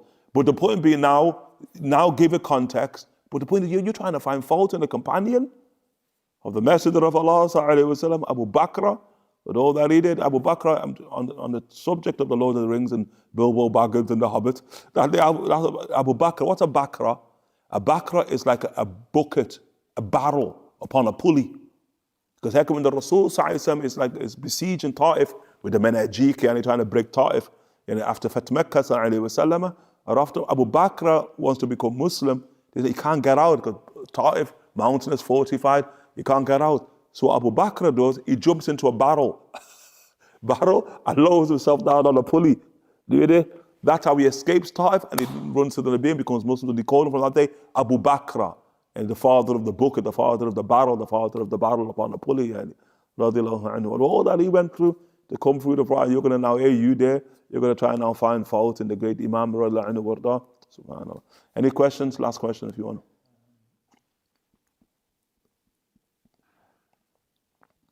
Is there a wedding ring finger? Subhanallah, shuf kaif. We will say this, and Allahu A'lam, and it's good to hear the comments. And why is it good to get comments? Because we learn. We learn from the opinions and the understandings of others. So it's not like we're not stating something, we're engaging something. I remember there was a sister, one of our sisters there, Allah Ta'ala bless her, one of our sisters was speaking about decision making, running the household. She was speaking about her own unutha, her own femininity. She says, I cannot trust myself with decisions. I cannot, inside of the house. Or often, because of the higher emotive state there of emotions and moving in accordance maybe to biology or what have you. All right, like women are not men, Sure. She was like, I cannot trust myself with decisions inside the household. She's on saying this, I must defer it to my husband, she's saying. And so the Faqih was like, that's interesting. Now what the Faqih is saying, quote unquote, if a person cannot trust themselves with decision making inside of a sphere like their own household, how are you going to trust yourself with decision making in the households of millions of people at the level of leadership, Now I don't know, when the sisters here, whether you trust yourself with decision making. I don't know. Allahu A'lam, I'm a man. Arafd. And what the Faqih does, though, even as a man, you don't trust yourself with many decisions as a man. Innit? What you understand is that to be at that level, you get the point? Because it's not just about you or your family or your tribe, You get the point? And it's not even just about those who you're governing inside of your age. You set in motion for the progeny likewise, isn't it? Like, you better be trustworthy in your own eyes, never mind the eyes of others, People think like leadership is something like just to play with. Like, you're in the age where it's quote unquote, you can elect a Trump. You can elect, quote unquote, a Kamala Harris. That's a bit too far from us. You can elect a Keir Starmer. Innit? Like, la hawla wa la quwwata illa billahi al-aliyyil azim. And you say, they are not trustworthy. Neither of them, male or female, are trustworthy to make decisions in their own household, we would say. You get the point? Like look at Keir Starmer. You made a decision on public radio over what goes on in Palestine, isn't it? You made comments there. We don't have a conversation after that. Because it shows that you don't even care about human life. You have no consideration for human life whatsoever, And then you're supposed to be trustworthy. Guaranteed you can't even trust yourself. And if you can't, then why then should anybody else trust you? But unfortunately, human beings, gullible, because they have trusted them. Oh no, I didn't vote for them, I voted for the Labour Party. Duh. Look at the outcome in here. And the Faqih ain't supporting Labour or supporting Conservative. That ain't our business. Politics is beneath, quote unquote, The believer, yani. The believer, that ain't his affair, yani. If there's anything Imam al-Ghazali rahimahullah ta'ala says, we're of what a-siyasa a-samawiyya, Ghazali says, heavenly politics.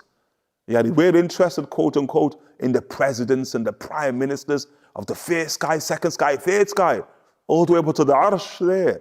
And we're interested in the supreme president who has been elected by God, Muhammad, sallallahu alayhi wa alihi wa sahbihi wa sallam. And he's not on a 4-year term. Sallallahu alayhi wa alihi wa sahbihi wa sallam. It is what it is, yani. The issue here ain't about women. You get the point? Because look at the Rasul sallallahu alayhi wa sallam, I'm just saying. I'm not flying the flag of women. But the Rasul sallallahu alayhi wa sallam said any nation that is ruled by a woman is doomed to failure. Okay. But where's the hadith where the Rasul sallallahu alayhi wa sallam said any nation ruled by a man is doomed to succeed? We don't have that tradition, do we? The Rasul pointing something out, and whatever it means is whatever it means. But shuf, since the Rasul sallallahu alayhi wa sallam spoke, yani, rule has overwhelmingly been by men. And men have overwhelmingly failed. Badly, yani. I'm just saying, yani. You got to overwhelmingly failed. Of the Imams that they believe that just rule is a miracle. In the ummah of the Rasul. It's a miracle, yani. It's not normative. Yani, it existed with Abu Bakr, Umar, Uthman, Ali, Hassan. Intaha. Umar ibn Abdul Aziz. Intaha. Mahdi, intaha. Like, how many people are you talking about? With all the rulers that we've had, yani, if we're going to put the criterion of Nubuwwah, overwhelmingly failed. So that's the reason when we look at the normative pattern of men, women ain't coming into it, yani. Oh, behind every great man is a great woman. Why want to bring women into the conversation? We're just saying men, yani, they have failed. Except, I haven't got the point. So when you get to the exception, that ain't an issue of gender, is it? It's not an issue of gender now, it's an exception. It's an exception. Yeah, and what do you mean an exception? God is at play now. Jalla Jalala wa ta'ala, in the most literal sense. We all got it? How can we say? Inshallah, we ask Allah Ta'ala for tawfiq. Wa sallallahu ala Sayyidina Muhammad.